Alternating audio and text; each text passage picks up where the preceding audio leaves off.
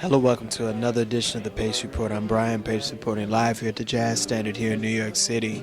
Pianist Benito Gonzalez tonight is playing selections from his brand new CD Circles and features some of the greatest who's who of jazz musicians in New York.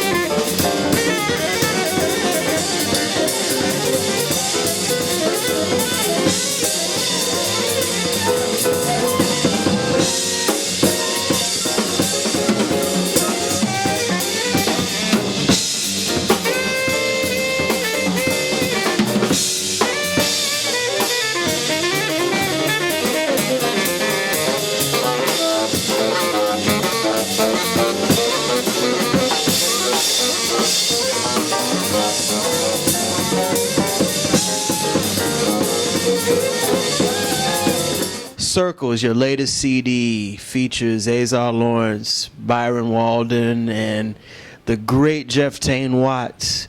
This is a labor of love. Tell me how this came about. Well, this came about through a record that I did with Azar Lawrence. We did I almost produced his record with we had Eddie Henderson, Rashid Ali, Esied, and we had Gerald Hayes play also, and myself. And then I produced this record for the more recordings. And then after we finished the project, they asked me if I wanted to do my own. And then I said, of course, just make it happen. So I was thinking about this project for some time. So by the time they asked me to do it, I was ready to do it. And what I did was I called the band and we put it together. You know, it was great. You know, there's some tributes on this CD. Elvin Jones, another one of your favorite pianists, one of your heroes, McCoy Tyner, and also your daughter who just turned 7. This, I mean, it's just, you are really kind of paying tribute to really the great legends of the past, but you're also bringing a lot of world influences into your piano playing. Sure, yeah. I'm basically blending everything I've been working on. You know, I've been honored to play with some great artists. When I came here, I worked with Jackie McLean for a couple of years, and then I did some work. I shared the stage with like Farrell and Bobby Hutcherson, and I've been working with Kenny Garrett for the last 4 years or so. So yeah, I've been trying to blend all those influences into what I do. You know, I still, you know, on my first recording I did more Latin type. For this record, I was just trying to do what I was hearing and what I was doing at the time. So that's how all the music came about. You know, it was just an influence of what was going on with me at the time. You know, so it's interesting. You know, because I learned so much from all these masters, and when I sit and listen to the record, I can hear each influence on throughout the record. So it's really interesting. What's interesting about you is also the fact that you have really kind of decided that you're going to put your Venezuelan roots into everything that you do musically, and I think that's pretty much what has made a lot of your music stand out. Yeah. But definitely, there is a really rich tradition in Venezuela of music, especially now. Uh, they are pushing a little more the local music. The government there is getting more aggressive towards pushing the Venezuelan music, I'm trying to keep keep on that tradition. There's great piano players from my country. There is Osmaro Ruiz. He played with Diane Reeves and John McLaughlin and many greatest. There is Edward Simon. You must know him. There is Luis Perdomo. There is Louis a bad boy. yeah Luis, and there is some other ones. There is another one who lives in the Netherlands. His name is Francisco Morales. Psst, he's a beast. There is Leo Blanco, who is in Boston. I mean, I'm just just trying to keep pushing that tradition. We have been working separately, and the Venezuelan music is still, for people to learn how to get to it, because our music is not in 4, it's in 5, and it's in 6, but it's in 6, but it's kind of like it's not in 6, so we have these rhythms that are hard for people to digest, I guess, so we're trying to get to push this music to see what happens.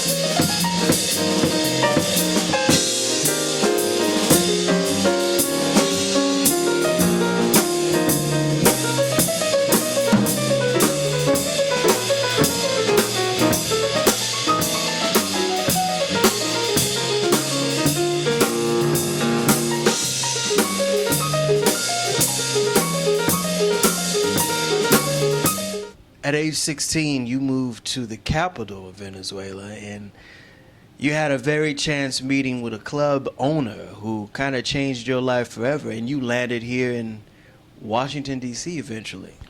Yeah. I met a producer who came from Washington. He used to work on the U.S. government, so he was producing a recording for this African percussionist. His name is Asante, Okyerema Asante, and they came to the club and they saw me playing, and he says, "Oh, I wanna use this guy on my record," and then I probably did like few tracks on his recording, and a few months after, he came back to the U.S. and then I got a phone call from him. He asked me to come and and join his band for a tour. And he lives in Washington, D.C., so that was the reason why I spent some time in D.C. before I moved to New York. So because he was living there, and so the band, in the band, when I got to D.C., that was back in 2000, Rene McLean was playing in the band. Great musician. Harold Sami, I think, was playing drums. James King on bass.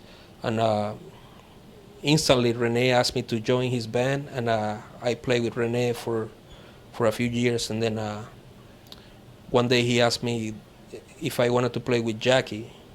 He said that Jackie was looking for a piano player, so if I wanted to do an audition. So I went to Hartford and I auditioned, and I spent some time playing with Jackie. It was great.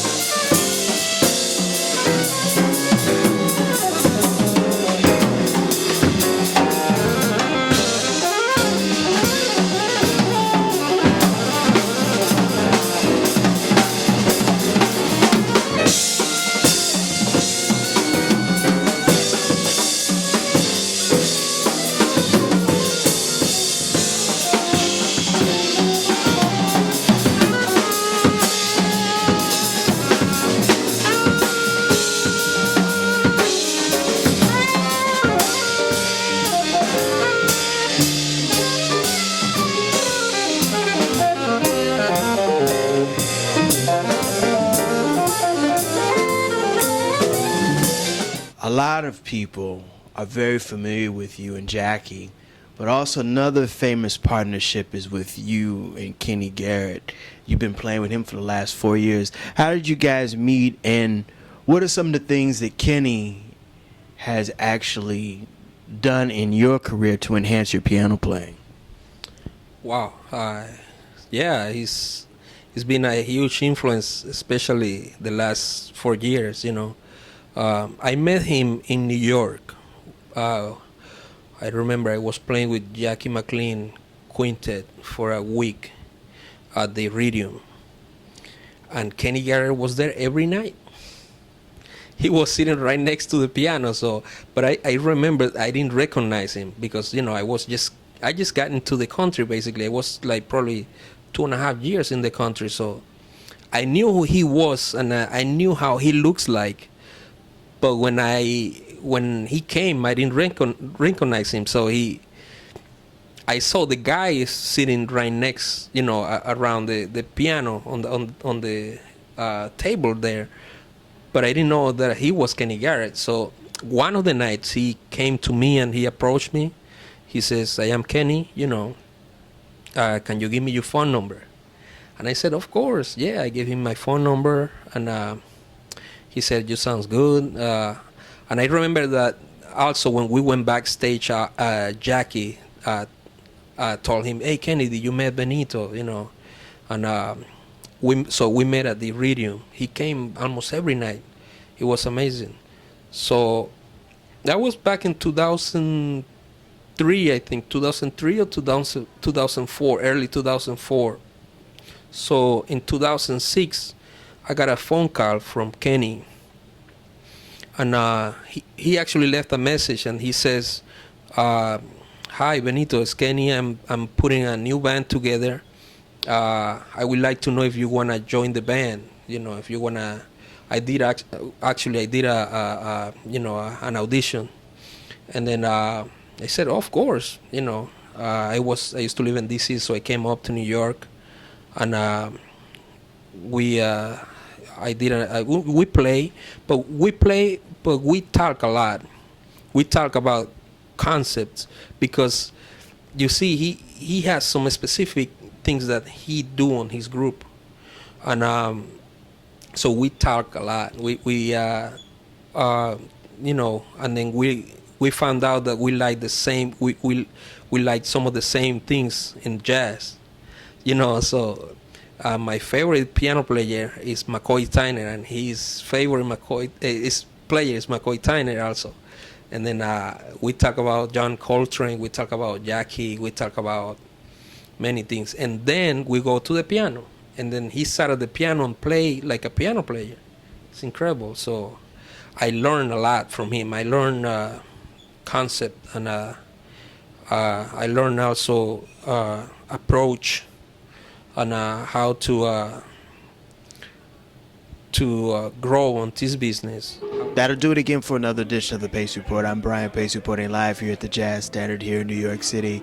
I'd like to personally thank Benito Gonzalez for his time, as well as the band, as well as the staff here at the Jazz Standard. As always, please visit my website, www.thepacereport.com, for my weekly column as well as my past segments. Until next time, remember, if it's in the groove, it'll make you move. Peace.